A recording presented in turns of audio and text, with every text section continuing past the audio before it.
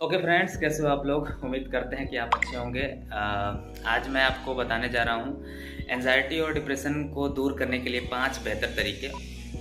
बहुत लोग सोचते हैं कि क्या हम बिना मेडिसिन के भी अपने एंजाइटी को दूर कर सकते हैं, क्योंकि मेडिसिन जब हम लेना शुरू करते हैं, जो एलोपैथिक मेडिसिन हैं उनका अगर हम इस्तेमाल करना शुरू करते हैं तो उसके बहुत सारे साइड इफ़ेक्ट हैं, फिर उसको छोड़ना मुश्किल हो जाता है।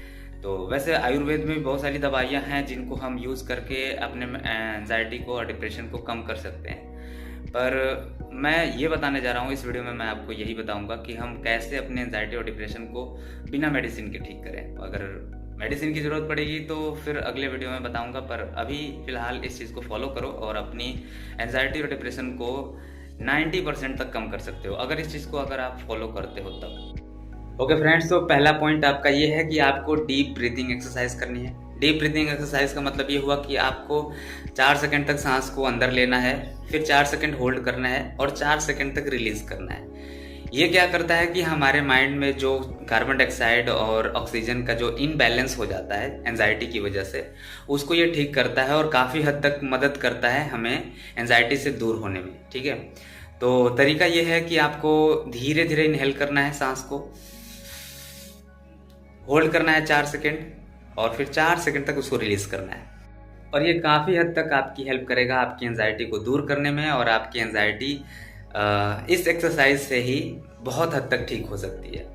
और दूसरा, मैं हर बार आपको बताता हूँ कि आपको रेगुलर एक्सरसाइज करना है। देखो, रेगुलर एक्सरसाइज क्या करता है ना, एंडोर्फिन नाम का एक नेचुरल मूड बूस्टर होता है जो कि हमारे मूड को सही रखता है। तो हमें आधे घंटे का एक्सरसाइज या फिर नॉर्मल वॉक तो जरूर करना होगा। इससे क्या होता है कि हमारा मूड सही रहता है और ये भी काफ़ी हद तक हमारी एंजाइटी को दूर कर सकता है। ठीक है, देखो तीसरा पॉइंट बहुत ज़रूरी है। तीसरे पॉइंट को ऐसे समझते हैं कि हमें प्रेजेंट में रहना ज़रूरी है। ठीक है, मतलब फ्यूचर के बारे में सोचना और मतलब फालतू की बातों को सोचना कि आगे क्या होगा, हो सकता है कि मैं इससे ज़्यादा और परेशान हो जाऊं, ये हो जाए वो हो जाए, इन सब चीज़ों को भूल जाओ और जो प्रेजेंट में आप जी रहे हो उसको खूब इंजॉय करो।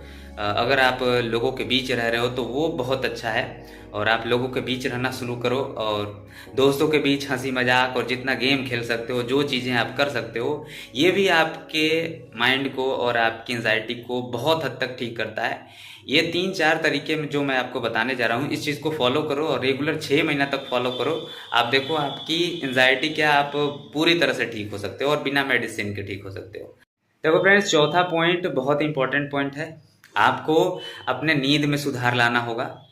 अगर आप कम सोते हैं तो ये भी एक एंजाइटी का कारण हो सकता है, तो आप ज़्यादा से ज़्यादा नींद लीजिए जितना आप सो सकते हो। क्योंकि देखिए, एंजाइटी होती है तो वैसे भी नींद नहीं आती है, तो फिर जब हम पिल्स लेते हैं, वो पिल्स क्या करती हैं, हमें सुलाती बहुत हैं, नींद बहुत ज़्यादा आता है, और इससे देखो वो सोने से ही हमारी आधी एंजाइटी दूर हो जाती है।